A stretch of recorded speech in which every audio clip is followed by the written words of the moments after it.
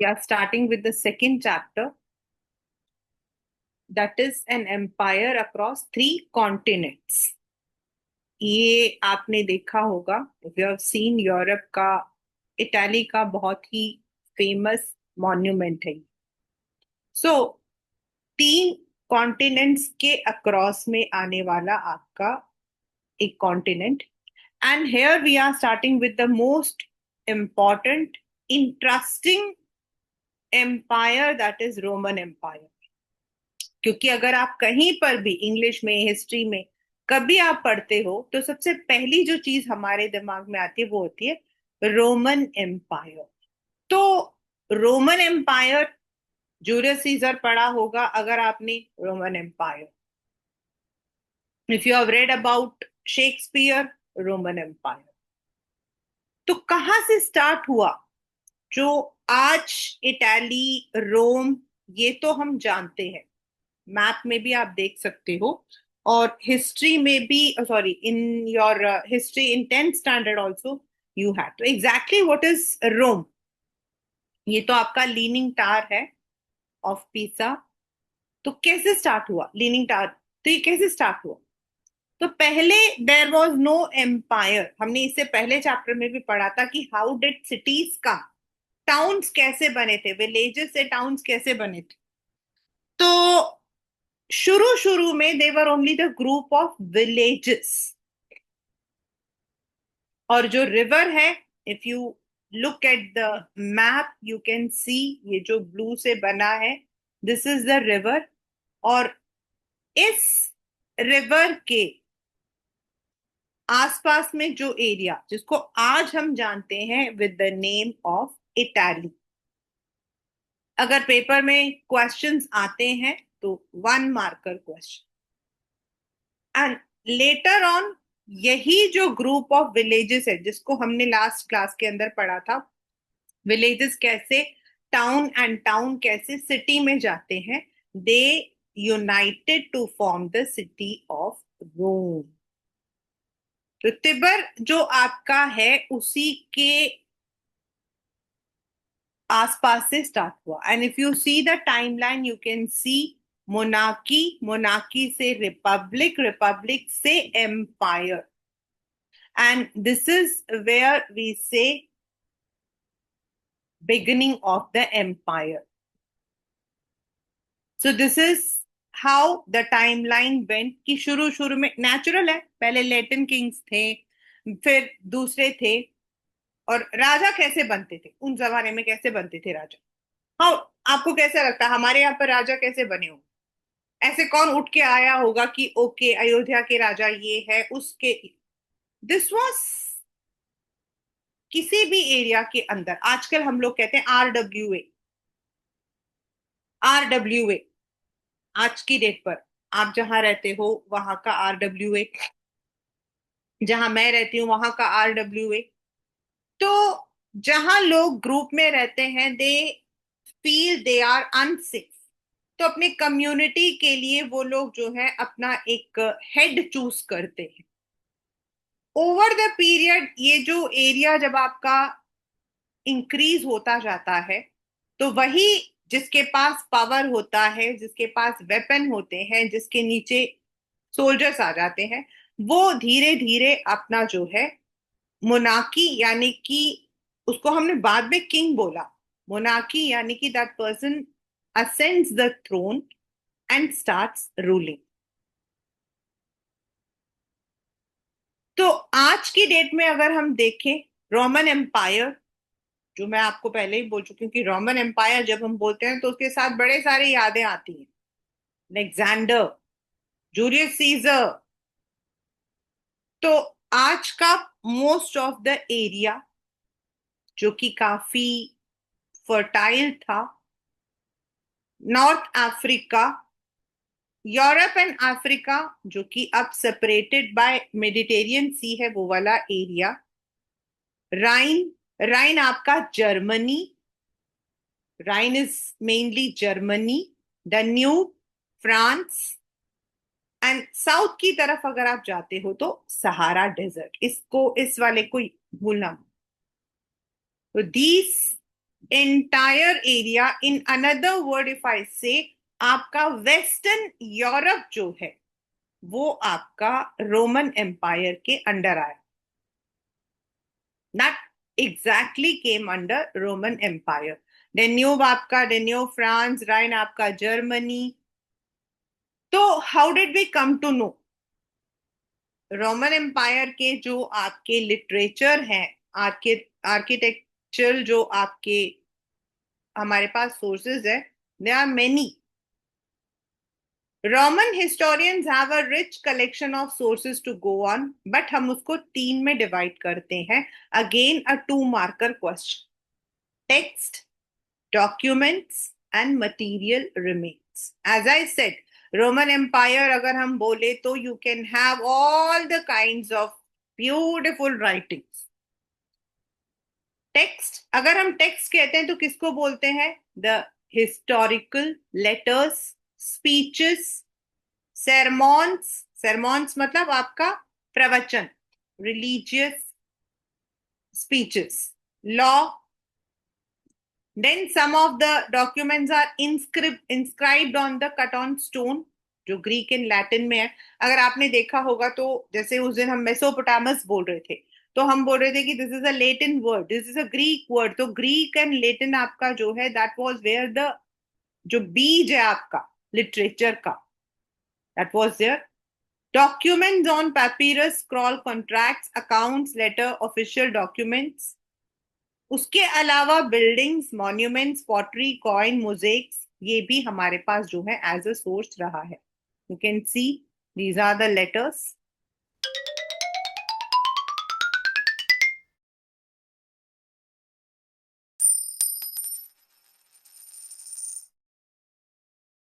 And इसको जब हम रोमन एम्पायर के आगे, बहुत आगे आगे पढ़ते चलते हैं, तो बहुत सारे ऐसे टेक्स्ट आते हैं जो आज जिस इंग्लिश को हम पढ़ रहे हैं, जिस लैंग्वेज को हम लेकर चल रहे हैं, they all goes for the birth here only. तो पहला हमारा क्या था कि रोमन एम्पायर एग्जैक्टली स्टार्ट कहाँ हुआ? Rome, Rome, Italy. How it exactly started? जहां तिबर रिवर है उसके आसपास। Then it spread across today's modern Europe and Africa. आज का जो अफ्रीका, मॉडर्न यूरोप, ये पूरा आपका रोमन एम्पायर के अंडर आता है। And how did we come to know about them? Through the text, through the documents, through the monuments, through the inscriptions, buildings, pottery, mosaics. So the two empires that ruled between the birth of Christ and 630 Christ era were Rome and Iran. The Romans and Iranians were neighbors, separated by narrow strip of land that ran along the river Euphrates. आपने Mesopotamia में भी पढ़ा था कि जो आपका Iran वाला area है, tigris and Euphrates, they were rivals and fought against each other for much of their history. So which exact empire were under, sorry, the places were under Roman? From Spain, आपको बताया, Spain, France, Germany. अभी आपको मैं Europe का map दिखाती हूँ। अगर आप यूरोप का मैप देखते हो तो स्पेन आपका सबसे पहले, अगर मतलब हम ऐसा यूरोप का मैप लेते हैं, if we take the Europe map in this way, ऐसे आता है आपका इटाली। तो Spain, France, Germany, Netherlands, Poland, आपका यहाँ पर स्विट्जरलैंड, फिर इसके नीचे आपका इटाली, ये वाला जो एरिया है, they all are coming under the modern Europe, western Europe. The Roman Empire stretched from Spain in Europe to Syria in the east, along the Mediterranean Sea into the Africa desert. क्योंकि अगर आप map को देखते हो, if you look at the map, you will see कि जो हमारा Europe है उसका और नीचे जो आपका अफ्रीका है, there is a small stretch. तो ये पूरा area In the north, its boundaries were River Rhine. Germany and France को अलग करता है डेन्योर. एंड इन द साउथ आपका यहाँ पर सहारा डेजर्ट. एंड ईरान, जो Caspian sea to eastern Arabia, आपका आज की डेट पर यूएई हम बोलते हैं, यूनाइटेड अरेबियन एमिरेट्स, दुबई, आपका बोला जो एरिया वो पूरा, and at times larger parts of Afghanistan. यानी कि अगर हम मैप को देखते हैं तो जो आपका ये वाला एरिया है ये आपका रोम है, और यहां से जो इंडिया की तरफ आ रहा है ये वाला सारा आपका जो वो आपका Iranian empire. Right. So these were the two. The Roman Empire again is broadly defined into early Roman and late Roman. The whole period down to the main part of 3rd century is called as early empire, and the period after 3rd century CE can be called as late empire. जो underline कर रही हूँ हम NCERT में भी करेंगे. These are very important questions when it comes. Now the next is, what is the difference between Roman Empire and Iranian Empire? Roman Empire had a diverse population as compared to that of Iran. अभी भी अगर आप देखोगे ना तो जो आपका Europe वाला जो एरिया है वो काफी डाइवर्स है. जैसे मैंने आपको बताया, फ्रांस है, जर्मनी है, स्पेन है, ऊपर की तरफ आपका नीदरलैंड्स है, बेल्जियम है. उतरा तो नहीं जाता लेकिन वो पूरा एरिया उस वक्त में तो ऐसा नहीं था. एंड देन अगर हम थोड़ा नीचे आते हैं तो इटाली वाला जो एरिया है, तो all are having a diverse population. Whereas अगर हम ईरान इस तरफ राइट तरफ, जिसको हम पर्शिया बोलते थे, Iran, Afghanistan, they have more or less similar kind. The Parthians and Sassanians dynasties that ruled Iran ruled largely over Iranian population. Whereas the Roman Empire was a variety of territories and cultures, जिसमें system of government was common. Many languages were spoken in the Roman Empire, but for the administrative purposes only Greek and Latin were used. That is why हमारे जितने भी words हैं उनका जो base आपका आता है रूट, वो ग्रीक एंड लैटिन से आता है. The upper class, बहुत important, the upper class of East spoke Greek and those in the Western spoke Latin. All the people in the Roman Empire were subjects of single ruler, that is the emperor. जहां पर भी वो रहते थे, चाहे जहां पर भी रहते थे. अगर हम ये वाला एरिया देखते हैं, ये देखिए एम्पायर, द एंड जो अर्मेनिया आपका आज का जो रशिया है उसके नीचे आता है. अर्मेनिया आज के रशिया के नीचे आता है. एंड अगर आप लेफ्ट में जाते हो रोमन, देन नीचे आते हो सीरिया, देन आप रेड कलर में देखो, यू कैन सी मेसोपोटामिया जो हमने लास्ट उसमें पढ़ा है. फिर आप नीचे की तरफ आते हो, ये ब्लू कलर आपका जो है, they are all the small sorry water bodies. Right की तरफ आपका टर्की, ऐसे आपका जाता. और ये जो पर्शियन एम्पायर जो आपका जा रहा है, दीज आर ऑल आज की डेट का ईरान वगैरह जो है वो आपका इस तरफ आता है, Persian empire. So now how did the empire start?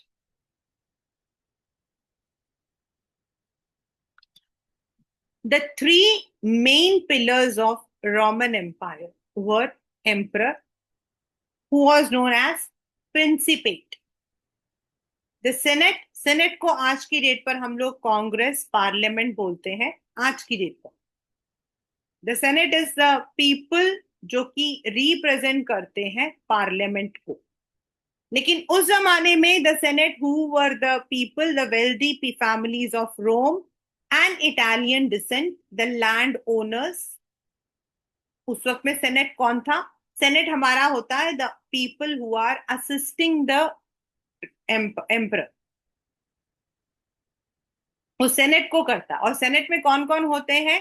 सारे rich people from Rome and Italy, land owners, the army which was a paid and professional army where soldiers had to put up 25 years of service. The existence of paid army was a distinctive feature of Roman Empire. The army was the largest single organized body of Roman Empire. It had the power to decide the fate of emperors. The army was hated by senators. Thus, it can be said emperor, the person who is ruler, the aristocracy, the rich people, the landowners, the wealthy people, and army, they were the three players. जैसे हमारे यहाँ पर क्या होता है? The legislature, executives, and आपके judiciary. तो judiciary तो उस वक्त में नहीं होता था, क्योंकि जो एम्परर होता था वही आपका डिसाइड करता था. लेकिन जो एग्जीक्यूटिव्स हम आज बोलते हैं, जिनको हम लोग रिप्रेजेंटेटिव्स, हमने कल पढ़ा था राज्यसभा को कैसे हम चूज करते हैं या लोकसभा को, उस वक्त में ये लोग होते थे the people who were wealthy, those who had the power. और द आर्मी, आर्मी की जरूरत क्यों पड़ती थी? क्योंकि आपके सक्सेशन रहता था, आपके कॉन्करर रहते थे, लोग आपस में झगड़ते रहते थे, और उसके लिए उनको आर्मी चाहिए था. और आर्मी को हमने ऑर्गेनाइज्ड क्यों बोला? Why we have called army was the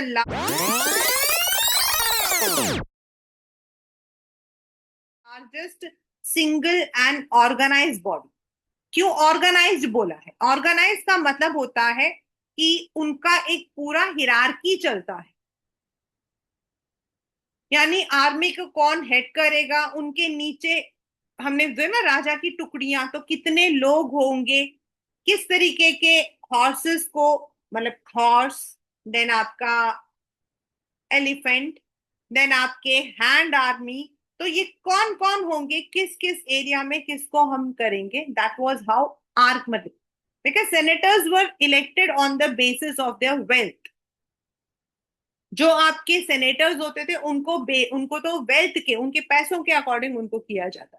but जो आपके आर्मी है उनको प्रॉपर ऑर्गेनाइज किया जाता.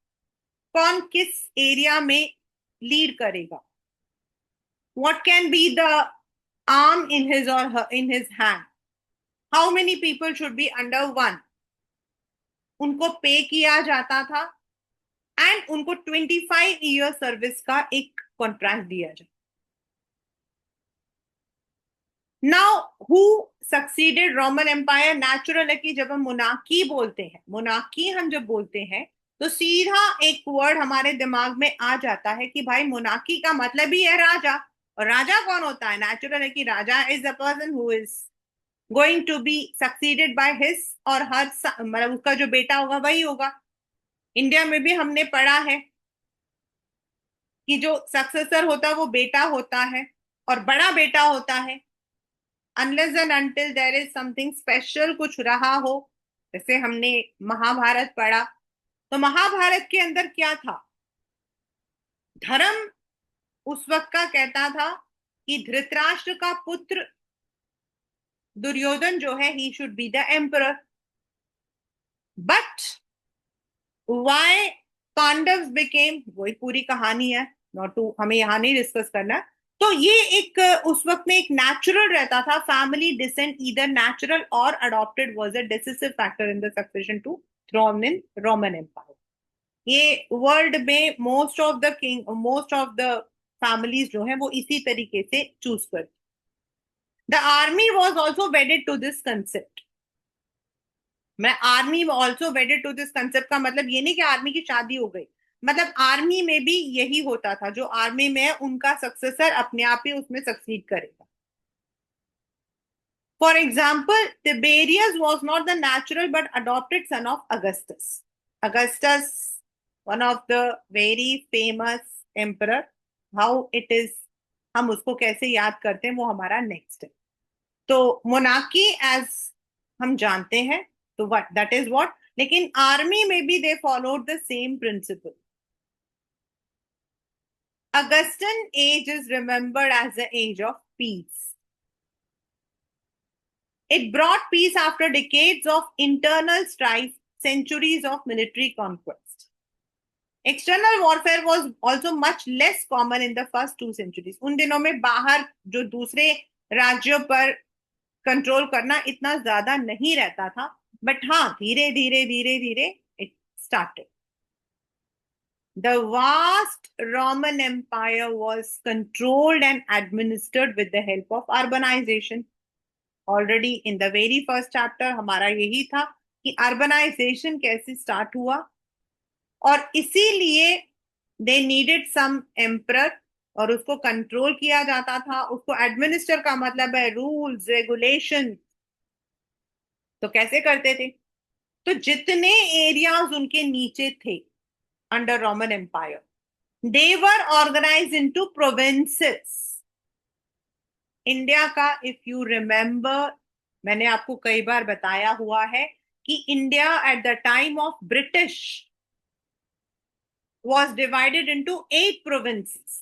ये प्रोविंसेस होते थे on the basis of the language और कल्चर जो उनको लगता था उसके अकॉर्डिंग. लाइक हमारे यहाँ पर ऊपर Jammu Kashmir, Sindh province, Punjab province, then आपका सेंट्रल यूनाइटेड प्रोविंस, देन आपका राजपूताना प्रोविंस, देन इधर आपका कलकत्ता प्रोविंस, देन आपका मद्रास प्रोविंस, बॉम्बे प्रोविंस. ये हमारे 8 प्रोविंसेस. और अगर हम बॉम्बे प्रोविंस कहते हैं तो it was not the Mumbai. Bombay province comprised of Gujarat का, आज का आधा गुजरात, महाराष्ट्र, पार्ट्स ऑफ कर्नाटका, विदर्भा, वो हमारा सारा गुजरात मतलब कि बॉम्बे प्रोविंस था. अगर हम सिंध कहते हैं तो आज का सिंध, जम्मू कश्मीर का एरिया. ऐसे वहां पर भी प्रोविंसेस में डिवाइड कर दिया था उस एम्पायर को, एम्पायर को. And they all were under the taxations. उनकी टैक्सेशंस की पॉलिसीज होती थी. Taxations were on different area. Trade में अलग, जनरल में अलग. अगर आपको याद हो, फ्रेंच रिवॉल्यूशन में there were 2 kinds of taxes. Direct जो हम राजा को देते हैं, एंड इनडायरेक्ट जो हम सर्विसेज के लिए देते. Carthage, Alexandria, Antioch that line the shores of Mediterranean were the foundation of imperial systems. Imperial जो आज का आपका ब्रिटिश वाला जो सिस्टम है ना, वो अलेक्जेंड्रिया, अलेक्जेंडर को जाता है.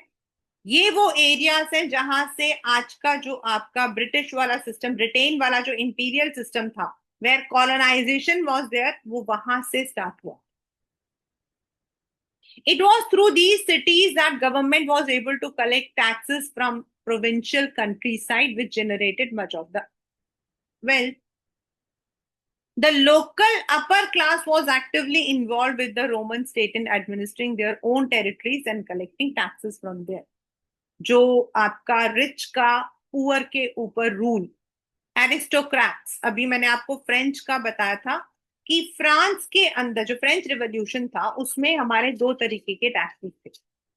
One, the tax which was given to the government, and the second was the tithe, the taille, जो कि आपके नोबल्स एंड जो आपके क्लरिक्स थे, जो वहां पर क्लर्जी थे, वो लोग लेते थे. यानी कि इनका जो कंट्रोल था, एम्परर के बाद जो रिच पीपल थे, इनका कंट्रोल ज्यादा था over the poor. So there was an organized administration, but the administration also needed the rich people. और तभी हम शायद जानते हैं कि जो रिच थे वो सेनेट्स के मेंबर्स थे. जो आर्मी थी जो कि इक्विप्ड थी, वो भी आपके जो है एम्पायर के इंपॉर्टेंट मेंबर्स थे. और ये तीनों मिलकर पूरे एम्पायर पर रूल कर. थ्रू आउट द सेकेंड, क्योंकि हमारे पास है अर्ली एम्पायर एंड लेटर, तो जो अर्ली एम्पायर है जो 3rd सेंचुरी तक था, throughout the 2nd and 3rd century, the provincial upper classes provided experienced officers that administered the provinces and commanded the army. Thus they became the new elite of Roman Empire. They controlled army, look after the administration. They became more powerful than the senatorial class because they had backing of emperors. Emperor Gallienus consolidated their rise to power by excluding senators from military command.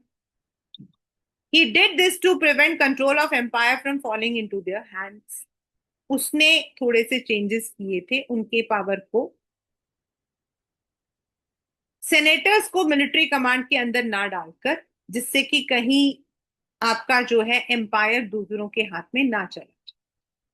In another way, we say the rich, the elite class had a powerful hand in administration. Already हम पढ़ चुके हैं Carthage, Alexandria and Antioch. इन्हीं cities के through जो है सारा का सारा आपका टैक्सेशन जाता था, जिसमें आपके विलेजेस, मजिस्ट्रेट, म्युनिसिपल काउंसिल्स, ये सारे आपके थे. यानी कि ये जो एरिया होता था, जो इनके अंडर होता था, वो हमारे अर्बन सिस्टम, हमारे अभी आपके है पॉलिटिकल साइंस में, अर्बन एरियाज के अंदर हमारा आता municipal corporation, and rural areas के अंदर हमारे आता है विलेजेस, पंचायत. तो ये जो आपका डिविजन था, जैसे हमारे यहाँ पर क्या है, छोटे छोटे विलेजेस, और ये जो विलेजेस हैं ये मिलकर बन जाते हैं ब्लॉक्स, ये ब्लॉक्स आपके बन जाते हैं समिति, समिति आपके बताओ, ऐसे ही आपके म्युनिसिपल कॉर्पोरेशन. तो ऐसे उन्होंने जो है उसको छोटे छोटे टुकड़ों में बांटा हुआ था. And over them were the aristocrats, जो कि इजीली उन एरियाज को कंट्रोल कर. The Roman city, an urban center with its own magistrates, city council and a territory. यही अभी जो मैंने ऊपर बना के आपको दिखाया ना, a territory containing villages under its jurisdiction. अभी आपको बताया मैंने कि जो आपके हमारे यहाँ पर क्या होता है, जो छोटे छोटे आपके विलेजेस होते हैं या फिर जो शहर होता है उसको बांट दिया जाता है, और इन्हीं के ऊपर आपका एक डिस्ट्रिक्ट कलेक्टर होता है या म्युनिसिपल काउंसिल होता है in the what you call as villages. तो सेम उनका भी था, और जिस एरिया के ऊपर वो रूल करते थे वो उनका जुरिस्डिक्शन, यानी कि उनका एरिया ऑफ कंट्रोल होता है. That becomes their area of control और power. The villages could be upgraded to the city of status of city and vice versa, generally as a mark of favor from emperor. हमारे यहाँ हम लोग ये नहीं करते. हमारे यहाँ पर विलेजेस सिटी तभी माना जाता है जो हमारे कॉन्स्टिट्यूशन में डेफिनेशन है. द डेफिनेशन इज गिवन कि जहां आपका एग्रीकल्चर काम कर रहा है, जहां आपके maximum people are engaged in primary services, and जहां पॉपुलेशन आपका इतना है उसको हम विलेज कहते हैं. एंड जहां आपके छोटे मोटे सर्विसेज आ जाते हैं, like a train is stopping over there, एक थिएटर बन गया तो उसको हम टाउन मानते हैं. And when the other centres आपके आ जाते हैं, schools, colleges, roads, and population जो है वो अलग अलग तरीके के काम में है, मतलब कि they are not into farming but they are into services, they are into, तब हम उसको सिटी बोलते हैं.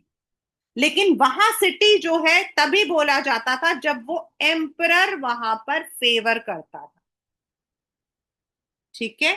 The villages could be upgraded to the status of city and vice versa. Generally मतलब विलेज सिटी बन सकती थी, सिटी विलेज बन सकता था. That depended on the emperor's wish. What were the advantages? City में तो हमेशा थोड़ा एडवांटेज हमेशा रहता है. It might be better provided for during food shortages, famines in the countryside. The cities had public baths. Urban population enjoyed higher level of entertainment. उस जमाने में entertainment did not mean your WhatsApp और mobiles. तब आपका entertainment start हुआ था with the literature turning into dramas, drama clubs. अगर हम इस मतलब कि if any one is pursuing English honours, वो पढ़ते हैं कि कैसे लिटरेचर और ड्रामा जो थे वो आपस में बंधे हुए थे, and how these drama club, ये जो आपके नाटक वगैरह होते थे, these were the sources of rich people's entertainment. उसके बड़े बड़े आपके जो है थिएटर्स हुआ करते थे, जहां पर आपका ये होता था, जहां पे आपके एम्पायर्स होते थे वहां पर होता था। So that was how they had the source of entertainment. आप अभी भी अगर कभी आपको जो है चांस मिलता है, and if you have gone to Europe, अगर आप यूरोप की तरफ जाते हो, you will find these kind of things very common. वहां पे बड़ा कॉमन है, मतलब हम लोगों के लिए ना वो बड़ा ही और लगता है। लेकिन वहां पर लोग क्या करते हैं, रात शाम हो गई, अकेले बैठे हुए, तो रिवर डेन्यूब के पास चले गए, और वहां पर अगर आप देखोगे तो कोई गिटार बजा रहा है, गाना सुन रहा है, वहां पे लोग सब बैठे हुए हैं अपना आराम से। That's a अभी भी वहां पर वो सब चीजें जो है they are very, and this is because इसका जो हिस्ट्री है वो आपका रोमन एम्पायर को जाता है। रोमन एम्पायर आपका हो गया, उसके बाद आपका एलिजाबेथ पीरियड आपका हो गया। तो देर आर, इन पीरियड से हम लोगों को ये चीजें वहां पर मिली। But then the third century came. जो आपका अर्ली सेंचुरी था वो काफी पीसफुल था, अगस्टस वाला जो हमने बोला, that was a period when there was peace, not much, आपके कोई ज्यादा कॉन्फ्लिक्ट्स नहीं रहते थे। The first and second centuries were period of peace, prosperity, economic expansion, but the third was period of crisis. क्यों? क्योंकि ईरान में आपके लोग आने लगे, and there was more aggression, आपस में लड़ाई झगड़ा। In 225, the new dynasty called Sasanians emerged in Iran. They were aggressive, expanding rapidly in the direction of Euphrates. Euphrates आपका बीच में आ जाता, मेसोपोटामिया, अभी हमने ऊपर मैप में देखा था ना, इस तरफ आपका सारा रोमन एम्पायर, और आपका राइट साइड में ईरान वाला जो एरिया, टर्की, नीचे आपका पर्शिया वाला वो। तो उसके उस तरफ द जर्मैनिक ट्राइब्स, जिनको हम barbarians, began to move against the Rhine. I have already told that German आपका राइन के उस तरफ है, Danube frontiers. From 233 to 280 saw repeated invasions. The Romans were forced to abandon much of the territory beyond the Danube, and the quick succession of emperors, 25 emperors in 47 years, is a sign of strain faced by empire in the third century. और जो आपका ये रहा, देखो river, ये रहा जो मैं आपको बताती रहती हूँ, राइन, राइन के ये आप बीच में देखोगे, आज ये आज का नया मैप है, this is a new one. ये आपका राइन रिवर यहाँ पे जाता है, और इसी के आसपास में आपका आता है जर्मनी इधर। देन ये आपका डेन्योब आपका, देन इसके नीचे, जर्मनी के नीचे इधर आपका जो है, यू हैव द फ्रांस, फिर नीचे स्पेन। तो ये वाला जो एरिया था, जो ये इस एरिया के इस तरफ मना कर दिया गया, means there were war, and in fact the Romans had to leave their territories. जो डेन्यूब के आगे वाले जो ये वाली एरियाज थी, जहां पहले उनका सेकंड उसमें था, उनको वो एरियाज छोड़नी पड़ी। और इन एरियाज के अंदर आपके जो है, जो ईरान से आपके आ रहे थे, उनका रूल आपका था। यही हमारा जो है, यहाँ पर हमने जो ये मैप पढ़ा था, ये रहा पर्शियन एम्पायर, ये वाला, देन साइबेरिया इधर, एंड ये वाला जो एरिया हमने पढ़ा एम्पायर, रोमन एम्पायर। ये वाला जो एरिया मेसोपोटामिया, यहाँ पर, यहाँ आपका डेन्यूब, इसके बाद ये वाला एम्पायर पहले उनका था, बाद में जैसे जैसे ये ससानिड्स आने लगे, इस एरिया के अंदर जो है इनका कंट्रोल आने लगा, and Romans had to leave that area, उनको अपनी उस जगह को छोड़ना पड़ा।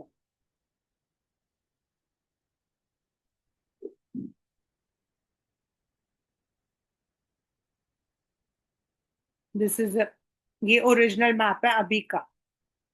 ये राइन रिवर इस तरफ आपका, ये आपका इटाली, दिस इज इटली। ये आपका साइडमैन पॉन्ड, और उसके ये आपका जो है वेस्टर्न यूरोप है। इधर आपका जर्मनी, नीदरलैंड्स, ये वाला जो सारा एरिया है। यहाँ आपका ऑस्ट्रिया, हंगरी, ये वाला एरिया आ जाता है। यहाँ आपका जर्मनी आ जाता है, फ्रांस आ जाता है, स्विट्जरलैंड आ जाता है।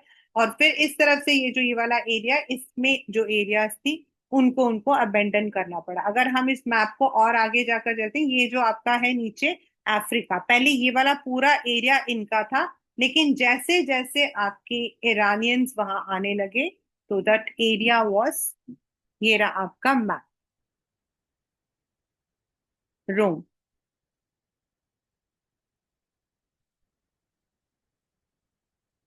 ये इटाली। मैं उस वक्त में ये नेम्स नहीं थे, अब इसके नेम अलग है। पहले अगर आप देखोगे तो ये नेम्स अलग है, और ये मैप भी बिल्कुल अलग है। जैसे यहाँ पर अब फ्रांस है, तो वहां पर आपका नाम अलग अलग है। उस वक्त में ये नेम्स अलग थे। तो that is why Spain, France, Germany ये अभी का नाम है, बट तब नहीं थे। Only one thing which you can see is Italy, which is common,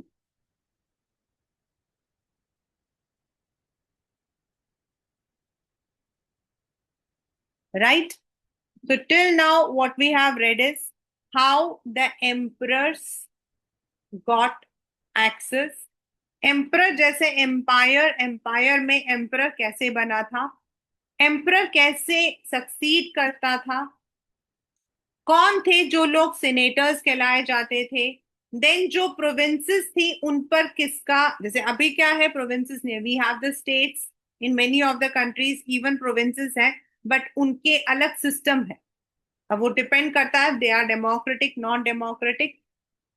ये तो बाद में इन्हीं एम्पायर्स में ही डेमोक्रेसी के जो वर्ड्स वगैरह हैं, जो आप अपने पोल में पढ़ोगे, आपने मतलब कि वहीं से स्टार्ट हुए थे। तो वर्ड डेमोक्रेसी, उसमें सेकेंड वाली बुक जो है उसमें पॉलिटिकल थियरी में पढ़ोगे आप, उसमें इन्हीं एरियाज में ये वर्ड्स आपके स्टार्ट हुए थे, लेकिन शुरू शुरू में नहीं होते। तब एम्परर, एम्परर के बाद उसका बेटा, और आर्मी में भी the same thing was. The provinces were there, the rich people, those who had the power, जिनका एम्परर के साथ में था वो। तो how was, what was the structure of gender, literacy, culture? There was a widespread prevalence of nuclear family. Even हमने first वाले chapter में भी पढ़ा था, adult son did not live with their parents. It was exceptional for adult brothers to share a common household. Slaves were, however, included in the family. The women had the legal rights in owning, managing property, and they were married in the late teens or early 30s, यानी 20 to 30 वाला age. Arrange marriage was general norm. Normally यही होता था कि जो women होती थी उस जमाने में, रिच का रिच, वो इसीलिए क्योंकि दैट वाज अ कल्चर कि रिच होगा दोनों शादी करेंगे तो आपकी जो प्रॉपर्टी है वो बराबर हो जाती। But the women were often subject to domination by their husbands wives, sorry, by their husbands. Wives were even beaten up by their husbands.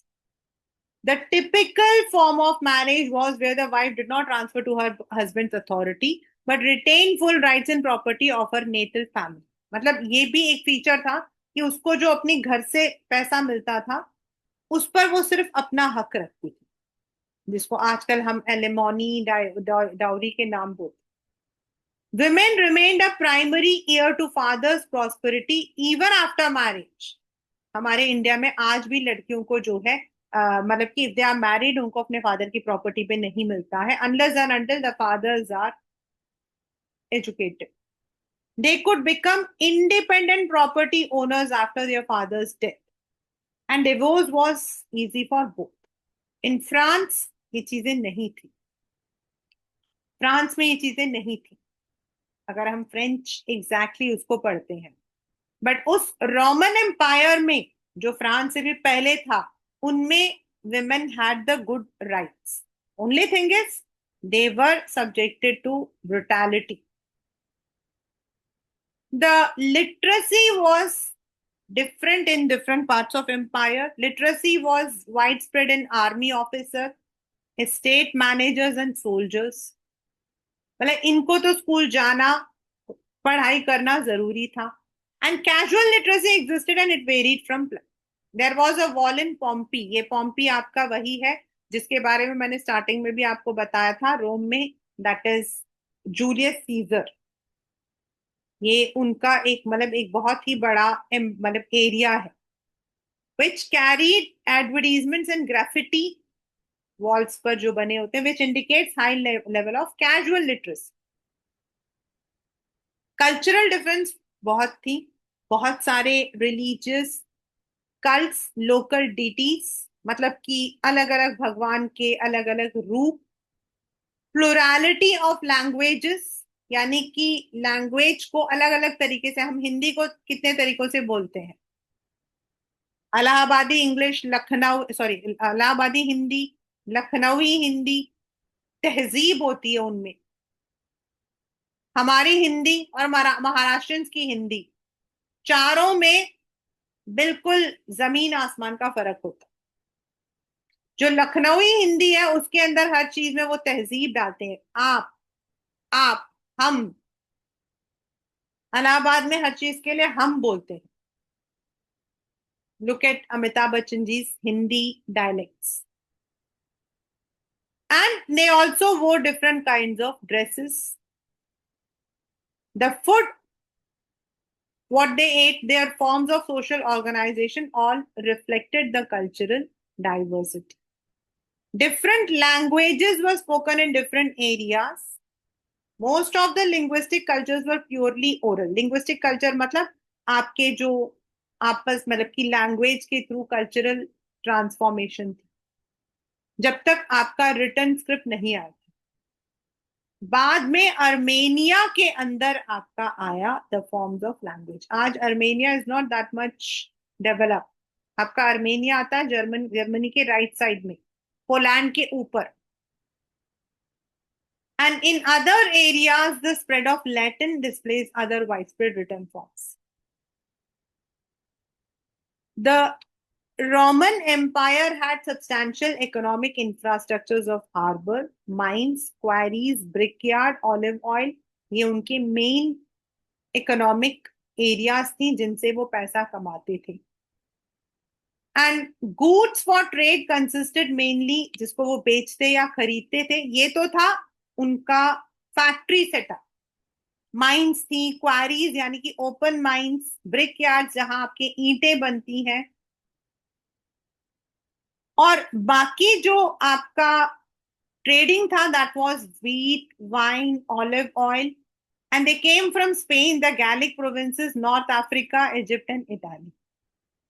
क्योंकि यहाँ पर इन क्रॉप्स का आसानी से आना था, उसको वो लोग जो है यूज करते थे फॉर ट्रेडिंग पर्पस, बेचने की.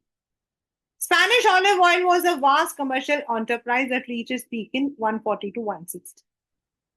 And that had a reputation for exceptional fertility. Example, Campania. Campania is a name जहां बहुत ज्यादा फर्टिलिटी थी.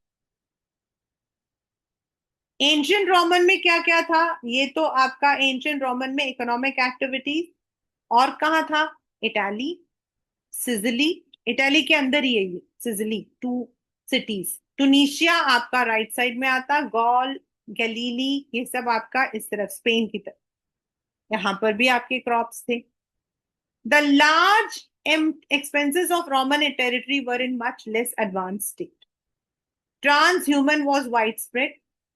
As a state expanded in North Africa, the pastures of the communities were drastically reduced. क्योंकि जब इन लोगों ने वहां पर अपना एक्सपेंशन किया तो वहां पैस्चरल्स होते थे. पैस्चरल्स कौन थे, हमने उसमें पढ़ा था. पैस्चरल्स होते हैं द नोमैड्स, जो कि अपने कैटल को लेकर एक जगह से दूसरी जगह जाते हैं. लेकिन जब रोमन एम्पायर ने वहां पर कब्जा किया तो वो जो पैस्टर्स थे उनको अपनी जगहों को छोड़नी पड़ी. या they all became, most of them became farmers. In even in Spain the north was economically much less. The peasantry who were Celtic speaking, वो लोग रहते थे, उनको बोलते थे castle. In Roman Empire, water power was efficiently used under around Mediterranean, and उन जमाने में वहां water powered milling hydraulic mining technique जो गोल्ड और सिल्वर के लिए यूज होता था। सोचो, आज हम लोग माइनिंग में ये टेक्निक्स यूज नहीं करते। There was a well organise commercial banking service also, and even उनके पास अपनी करेंसी भी थी। But what was there? Slavery. Slavery को बहुत सालों बाद खत्म किया गया, बट उस जमाने में स्लेवरी वॉज वेरी कॉमन चीज। स्लेवरी का मतलब होता है जो लोग गरीब, मतलब कि कहीं से उनको खरीद लिया। It's an institution deeply rooted in ancient. ये लेबर के लिए होता था, मतलब काम करने के लिए, but it was not always slave that perform labour. As peace was established, the supply of slaves declined. Users of slave labor had to turn to slave breeding, या फिर वेज लेबर किया गया, मतलब एक एक दिन के हिसाब से पैसा देना। पहले क्या होता था, उनको बंधुआ मजदूर मजदूर बना के रखते। Most of the time, free labor was used as slaves had to be provided with food maintained through the year, which provided expensive. That is the reason slaves were not employed in agriculture. On the other hand, slaves and freedmen were extensively used where labor was not required. That is as business managers. उनको business वगैरह control करने के लिए उनको slavery बना के रखा जाए। So we will continue this in our next class. अभी तक में हम लोगों ने क्या पढ़ा है? How Roman Empire came up.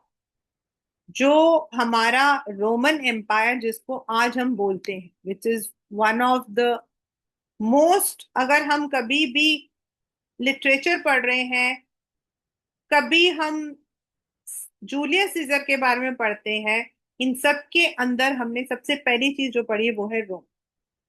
And Roman empire हमारे लिए हमेशा एक मिस्ट्री रहा। It's not like a mystery, it is which attracts us, because उस वक्त में they had a very powerful advance techniques, money use हुआ, स्ट्रॉन्ग इकोनॉमी हुआ, वाटर पावर रहा उनके पास में।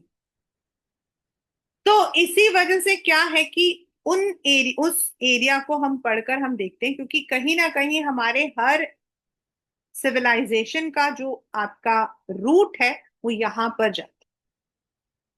सो we read that how people were divided, how the area was divided, how that particular Roman Empire, जिसको इसीलिए हम कहते हैं across three, an empire across three areas। अगर आप देखोगे तो आज की जर्मनी, आज का ईरान, आज का अफ्रीका, इन तीनों कॉन्टिनेंट्स के आसपास में ये पूरा एरिया था जहां आपका सिविलाइजेशन का एक रूट जाता है। People were different, spoke different languages, but they were under the same या सिंगल रूलर। लेकिन वो रूलर पूरे एरिया को कैसे कंट्रोल करता था? Using the senate system, using the provincial system, जहां आपका प्रॉपर टैक्सेशन था, जहां आपका प्रॉपर एक वे था। Then they had all kinds of activities, चाहे वो एग्रीकल्चर रहा, चाहे वो बैंकिंग सिस्टम रहा, चाहे वो आपका सेकेंडरी यानी कि मैन्युफैक्चरिंग रहा। They had the sophisticated या advanced modern technology, even the currency.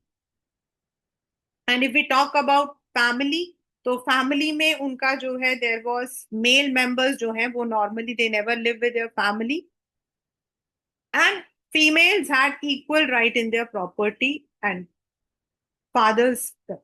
It was up to them whether they are sharing it with their husband's family or not. हाँ, थोड़ा सा क्या था, कुछ चीजें ऐसी थी जैसे आपका there was the criticism goes for certain brutality on women, or else they had a system, right? That is an empire across three continents। जो हमने भी स्टार्ट किया है वो ये चैप्टर है कि कैसे एक एम्पायर तीन एरियाज को आपका जो है थ्री कॉन्टिनेंट्स को cover, right? We'll continue with this, and of course, we'll start with the NCERT along with it.